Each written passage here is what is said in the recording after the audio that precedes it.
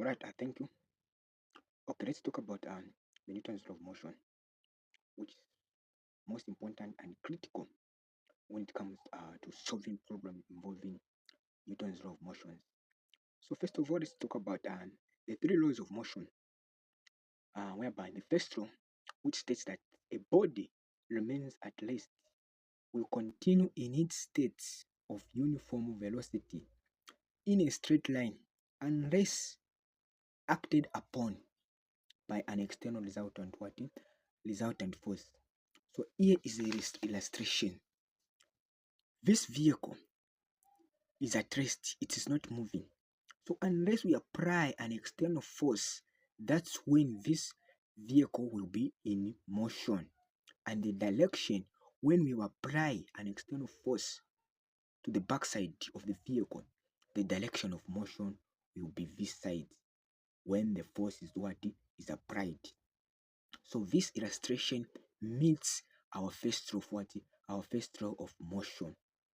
Understand it them carefully and apply it to solve equations, to solve questions involving these same laws of motion.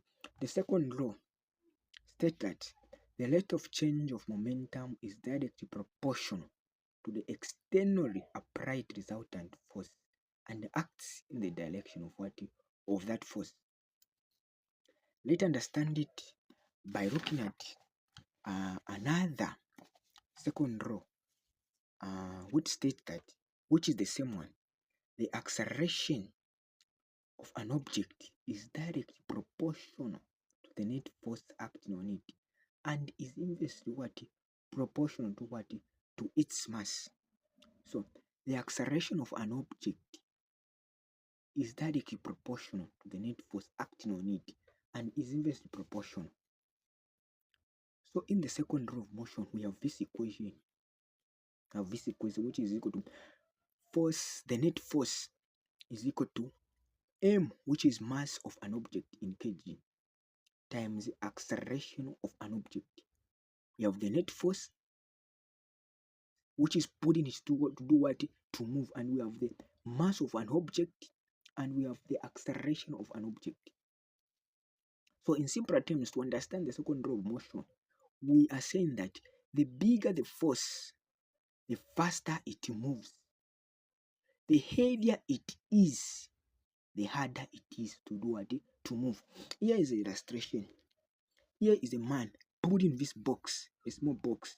So the bigger the force, the faster it moves. So the force applying on this object, the force is bigger. So the object will move fast. Here is the man putting a bigger box with a heavier box with little net force being applied. So what's the result? The heavier it is, the harder it is to move. The acceleration of an object is directly proportional to the net force. Is directly proportional to the net force.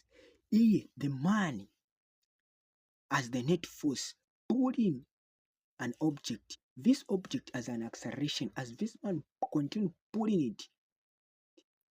But because it is heavier, the acceleration is small. So the heavier it is, the heavier of an object it is, the harder it is to do what? To move. When the net force being applied is is small. So this is the second law of motion, and this second law of motion is the one which is responsible when you are solving or when you are writing the questions involving involving Newton's law of motion. So let's go to the third law of motion. The third law of motion states that to every action there is equal and opposite reaction. So here, in the first illustration here, we have a vehicle moving on the surface of the road. So action, tire pushes on the road. What is the reaction? Reaction, road pushes on the tire. The second illustration is that we have a man putting a spring, which is the spring hanged somewhere else. So action, what's the action? Man pulls on a spring. What's the reaction? The spring is pulling what? Is pulling a man. When we go to the gym, we saw those springs. When you bring them together, even the spring also are doing what? Are pulling you backward. So that's the restoration. Here we have the ball thrown from the top of the mountain. The head pulls on the ball. The ball, the reaction, the ball pulls on the head. So you need to understand all these laws of motion and understanding fully so that you'll be able to use them as we'll be calculating the equations involving what? Involving Newton's law of motions. So thank you. See you on the next lecture.